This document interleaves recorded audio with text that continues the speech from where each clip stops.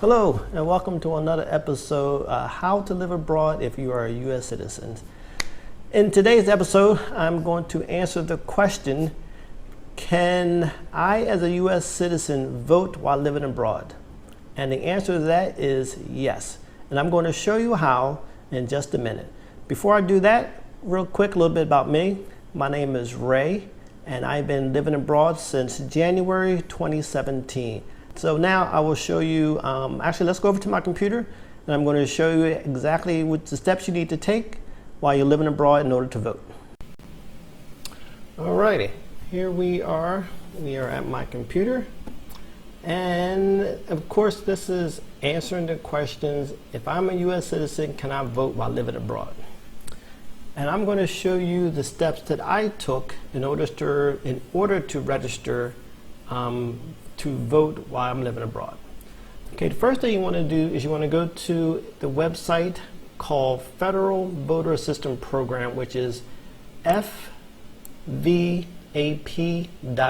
That's www.f as in Frank, V as in Victor, A as in Alpha, P as in Papa.gov. That's fvap.gov. And I'll put the link of course in the description for the YouTube. Okay, so once you're there, in the left side it says voters start here, and again it says military overseas citizens, select your voting resident state. Okay, so this is the last state that you was registered to vote in. Okay, so I'm just going to pick a state, just pick a random state. I'll just pick the top state. Say Alabama. There's of course some information here that tells you, can you vote absentee, and of course here's the biggest thing, is a U.S. citizen residing outside the U.S. So we are good to go. So let's scroll on down. There is again unless says register to vote, request a ballot, or update my voter info. We want to select option number 2 here, which says use FVAP's online assistance. This is what I did, so let's click here. Now you need to select your jurisdiction, so whatever, say your county that you lived in. Again, we know what the state is. We selected the state at the first thing. It says Alabama. Now select the jurisdiction. Again, since I don't know anything about Alabama, I'm just going to select a jurisdiction called Baldwin. So I'm going to say next. And so select your voting classification. So for U.S. citizens, of course, if you're in the military service or spouse military, that's something different. But since I'm talking more about U.S. citizens residing outside the U.S., you have the bottom 2 choices. So U.S. citizen residing outside the U.S. and I intend to return, or U.S. citizen residing outside the U.S. and my return is not certain. So you can select either one of those. Select next. And again, this asks you for your information. Now keep in mind, this is just all you're doing is filling out a form. So it's not trying to validate anything. All it's doing is filling out a form for you. So let's put your name in here. And again, I'm just going to put in, a sample name. So I'll put in, and the asterisk here tells you kind of what's required. So I'll put in name in there, John, last name Henry. I put a date of birth in. Actually, I did a dry run, so that's why the date of birth is filled in here. It says enter your last 4-digit social security number. Again, I just put in 1, 2, 3, 4 because it's not validating it. It's just filling it out for you. You have to make sure you put the right information in. And if you have a driver's license number, ID number, you can put that here. Even though I do have it, when I did mine, I just put none there because I gave them my social security number, last 4-digit social security number. You can put in your telephone number, your email, and in fact, I strongly encourage you to put your telephone number and your email in, and if you have an alternate email, put that in also. And I'm going to talk more about the email later on. So again, I will encourage you to put that information in. And of course, you can put your political party in if you want to also. So let's click next. Okay. Voting residents. Now here's where it got interesting to me. I was a little confused about this, and I had to call them just to ask them because of, hey, I'm living outside the U.S. now. I don't have a residency anymore in the U.S. So what do I put in here? And the answer is put in your old address or the last address that you was registered to vote in. So for example, when you voted last, before you left the U.S., use that address. Okay, so you want to put that address. So this is the last address that you voted in when you was in the U.S. So again, I'm just going to put in some sample information, some test data. And again, I'm just putting the required there. Street address is required. City is required. And of course, if you want a county, you can put that as not required. State's required. And zip code 12345. Again, I just put some test data in. I'll click next. Well, now, here's the thing. It is trying to validate your zip code. So you have to put a valid zip code in at this point. So you have to put a valid zip code in.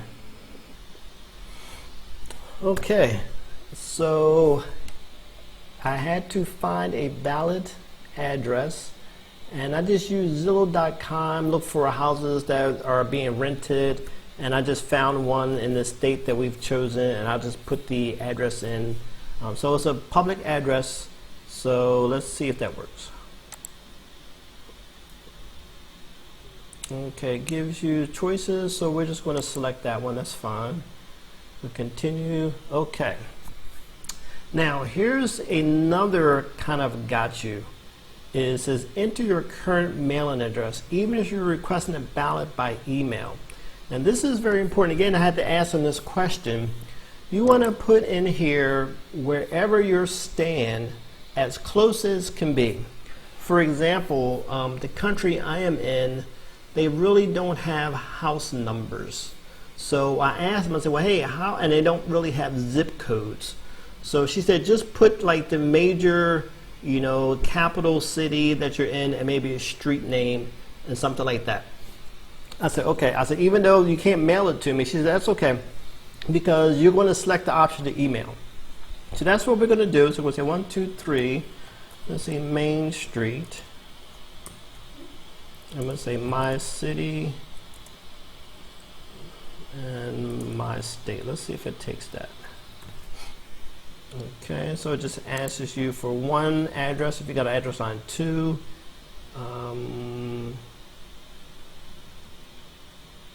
Yeah, so you enter that information there. You go next. Okay, now here's what you want to do. You want to say select method to receive your ballot is you want to click this. You want to receive it by email or online. So remember when I said I would highly recommend that you put your email address in that first section, and that is because of here, right here, it says method to receive your ballot. You want to receive it by email. That's the best way to receive your email. Receive your ballot is by email. Okay, so after all that's done, again, you can put your telephone number in here, your email address. Again, I would probably strongly encourage you to do that information. You click next. Okay, we need to put an email in there, so we'll just put email@email.com. And let's see, email.com. Click next. And it wants an alternate. So I believe I just put the same email address in as my alternate. Okay. So you're pretty much done at this point. So now it just asks you additional information, all elections for which you're eligible. How do you want, or what do you want to receive it for? Only federal elections, all elections that you're eligible for. So read over this and select the one that is best suited for you. I think I selected all elections for which I'm eligible. and click next. And you want to review all the information, and you're going to click next, and it's going to print it for you. Now, if you don't have access to a printer, in which I do not have access to a printer, you want to print to a PDF format. So if you click next, and it says download the PDF package, you're going to download it. It's going to download to your computer. You're going to find it, and basically then what you want to do is you want to transfer that file to like a portable flash drive and take it into a store in which you can print it from. Like there's a mailboxes, etc. around her, or internet cafe that has a printer. Take that flash drive into there and ask them to print it, because you need to sign it and you need to send it back to them. And depending on the district or the state, they can receive it by fax, and they can also receive it by email. Of course, they can receive it also by snail mail. So you want to contact your officials to find out, and you can do that by going back to, let's go back to our states here. So we're going to go back to the states here, Alabama, so let's go next.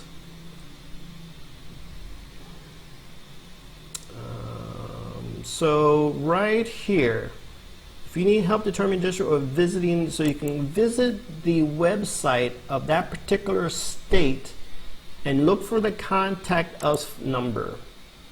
And you want to call them and ask them, hey, I am using the Federal Voting Assistance Program, and I want to register to vote while living abroad as a U.S. citizen. I've got the form filled out, I signed it. Can I email you the form? And if so, what's the email address? So you want to ask them those questions. Okay, well, I hope that helps. Again, the website is called Federal Voting Assistance Program, and the address is www.fvap.gov. That's Frank Victor Alpha Papa.gov. Hope that helps. Take care. Bye-bye.